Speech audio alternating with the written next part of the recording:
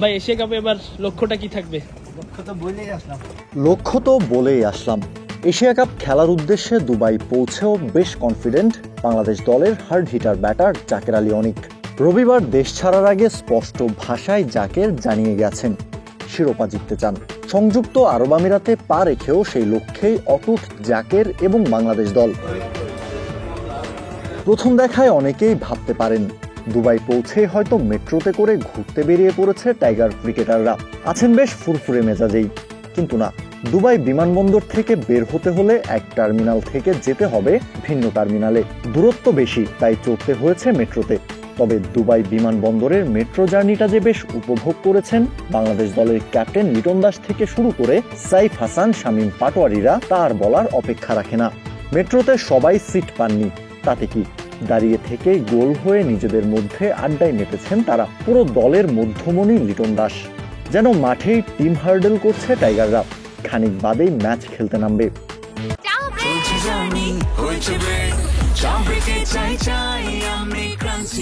যে কোনো চা ব্রেকে বিস ক্লাব ড্রাই কেক, চায়ের সাথে আয়েশ।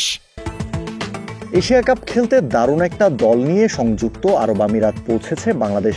এই দলের প্রতি দেশের ক্রিকেট সমর্থকদের প্রত্যাশাও আকাশচুম্বী বলে রাখা ভালো। প্রথম ধাপে অর্থাৎ রবিবার সকাল 10:30টার ফ্লাইটে উড়াল দিয়ে সংযুক্ত আরব আমিরাতে পৌঁছেছেন বাংলাদেশ জাতীয় দলের 9 জন ক্রিকেটার। স্কোয়াডে থাকা বাকি ক্রিকেটাররা রওনা হবেন একই দিন রবিবার সন্ধ্যার ফ্লাইটে। সোমবার থেকে আবুধাবিতে অনুশীলন শুরু করবে বাংলাদেশ দল। 11ই সেপ্টেম্বর হংকংয়ের বিপক্ষে ম্যাচ দিয়ে মিশন এশিয়া কাপ শুরু করবে লিটন দাসের দল।